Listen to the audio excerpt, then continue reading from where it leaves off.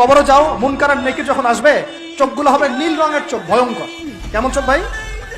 নীল রঙের ভয়ঙ্কর চোখ। আমি বলি একটা হাদিস, কোন একজন নবী আল্লাহকে বলেছিলেন যে আল্লাহ আমি মারা যাওয়া কোনো মানুষকে দেখতে চাই, সে কেমন আছে। এটা শুনেন ভালো করে হাদিসটা, মারা যাওয়া কোনো মানুষকে আমি দেখতে চাই, সে কেমন আছে। আল্লাহ পাক সেই নবীর আরজি কবুল করলেন, বললেন আচ্ছা ঠিক আছে দেখাচ্ছি। কবরের সামনে গিয়ে দাঁড়ালেন। 1000 বা 2000 বছর আগের কোন ব্যক্তি যে মারা গেছে তাকে কবর থেকে চিন্তা করা হবে। নবী দেখছেন এবং সে ভয় থরথর করে কাঁপছে, এখনো ভয় থরথর করে কাঁপছে। নবীজি, আমাদের নবী নন, অন্য কোনো নবী তিনি, সেই নবী বলছেন যে তুমি ভয় কাঁপছো কেন? তুমি কত বছর আগে ইন্তেকাল করেছো, কি তোমার হালচাল বলো আমাকে। সেই ব্যক্তি বলছে আমি আজকে থেকে 1000 বা 1500 বছর আগে মারা গেছে। আমি ভয়ে কাঁপছি। যখন আমি মারা যাচ্ছিলাম, মালাকুল মউত যা আকৃতি নিয়ে আমার সামনে এসেছিল, ওই আকৃতি আমি এখনো ভুলতে পারি না, তাই দেখে আমি থরথর করে কাঁপছি। তিনি বলছেন যে আমি 1500 বছর হয়ে গেছে আমার মউতের, কিন্তু আমার দেহ থেকে এখন পর্যন্ত রূহ কবজ করার যে কষ্ট, এই কষ্ট এখনো যায় নাই। আর এই সব দুর্নীতি করে আর অন্যায় করে মানুষের সম্পদ আত্মসাৎ করে অন্যের উপর অত্যাচার করে আমরা ভাবছি যে আমরা কালকে আমাদের মাঠে পার পেয়ে যাবো।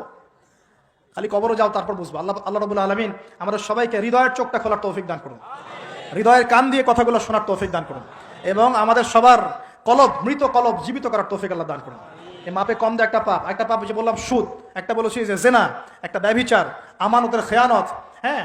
তারপরে যার যোগ্যতাহীন ব্যক্তিকে যখন আপনি দায়িত্ব দিবেন, যখন মানুষ স্ত্রীর আঁচল ধরে বসে থাকবে, মায়ের সাথে খারাপ ব্যবহার করবে, বাবাকে দূরে ঠেলে দিবে, বন্ধু বান্ধবদের কাছে নিয়ে আসবে, যখন মসজিদগুলো হট্টগোল হবে, শোরগোল হবে, মসজিদ চাকচিক্যময় হবে, হেদায়েত উঠে যাবে, যখন দেখবেন সময় সংক্ষিপ্ত হয়ে আসছে, যখন দেখবেন যে জহরতুল কায়নাত, গান বাজনা বাদ্যযন্ত্রের সাথে সম্পৃক্ত যারা আছে, এই যে নর্তকী, এদের সংখ্যা বাড়তে থাকবে।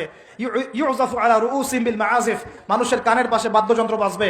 মানুষ যখন এই যে মদকে হালাল মনে করবে, শুরিবাতিল খমর, মদ যখন মানুষ খাওয়া শুরু করবে, জেনাকে হালাল মনে করা শুরু করবে, হ্যাঁ, যখন মানুষ আত্মীয়তার সম্পর্ক নষ্ট করা শুরু করবে, এই যে যত রকম পাপ আপনি দেখছেন যা আমাদের এই সমাজগুলোতে চলছে, এগুলো যখন চলতে থাকবে, তখন আল্লাহর পক্ষ থেকে এই যে আসমানি গজব, জমিনের বালা, এই ভূমিকম্প বলেন, জালজালা, মহামারী, হ্যাঁ, আপোষের মারামারি, হত্যা, রাহাজানি, এই যে আপনার আর কি বলবো, আর কি আছে, এই যে আকৃতি বিকৃতি হওয়া, ভূমি ধসে যাওয়া, আসমানের গজব, মহাপ্লাবন, জলোচ্ছ্বাস, বন্যা ইত্যাদি, যে পাপগুলোতে আল্লাহ পাক বিভিন্ন জাতিকে ধ্বংস করেছেন, এই সমস্ত আযাব আল্লাহর পক্ষ থেকে একটা একটা করে আসতে হবে, একটা একটা করে।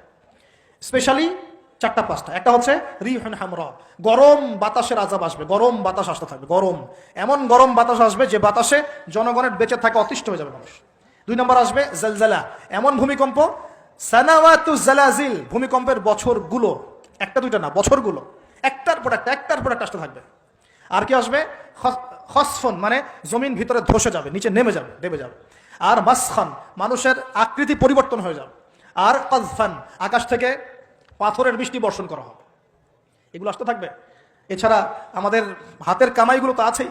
আল্লাহ রাব্বুল আলামিন আমাদের সবাইকে, স্পেশালি ঢাকা শহরের বাসিন্দা আমরা যারা আছি, আমরা যারা দিনী ভাই, আমাদেরকে সমস্ত পাপগুলো ছেড়ে দেওয়ার তৌফিক দান করুন। আল্লাহ পাক আমাদের সবাইকে শিরকের পাপ ছেড়ে দেওয়ার তৌফিক দান করুন, কুফরের পাপ ছেড়ে দেওয়ার তৌফিক দান করুন। এই অহংকার, সম্পদের অহংকার আল্লাহ পাক বন্ধ করার তৌফিক দান করুন। আল্লাহ পাক আমাদের সবাইকে দুর্নীতি বন্ধ করার তৌফিক দান করুন, ন্যায় প্রতিষ্ঠা করার তৌফিক দান করুন। আল্লাহ রাব্বুল আলামিন আমাদের সবাইকে, স্পেশালি যুবক যুবতী যারা আছে, সবাইকে জেনা ছেড়ে দেওয়ার তৌফিক দান করুন, পবিত্র চরিত্রকে পবিত্র রাখার তৌফিক দান করুন, এই পর্নোগ্রাফি থেকে দূরে থাকার তৌফিক দান করুন। আল্লাহ পাক এই যুব সমাজকে মাদক থেকে দূরে থাকার তৌফিক দান করুন। আমরা দোয়া করি যুব সমাজকে আল্লাহ পাক এই পতিতাবৃত্তি, ব্যভিচার থেকে বাঁচিয়ে রাখুন।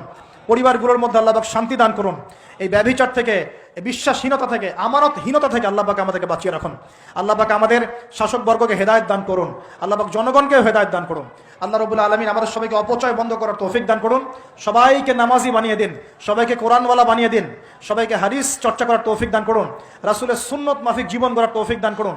সমস্ত পরিবারগুলোতে ইসলামী পর্দা কায়েম করার তৌফিক দান করুন, নামাজ প্রতিষ্ঠার তৌফিক দান করুন, পরিবারগুলোর মধ্যে হালাল রিজিকের ব্যবস্থা আল্লাহ করে দিন। এবং সর্বোপরি আসন্ন রমজান যেটা আসছে, এই রমজানে আমরা যেন আমাদের গুনাহগুলোকে মাফ করিয়ে নিতে পারি, আল্লাহ পাক সেই তৌফিক আমাদের সবাইকে এনায়েত করুন, বলি আমিন।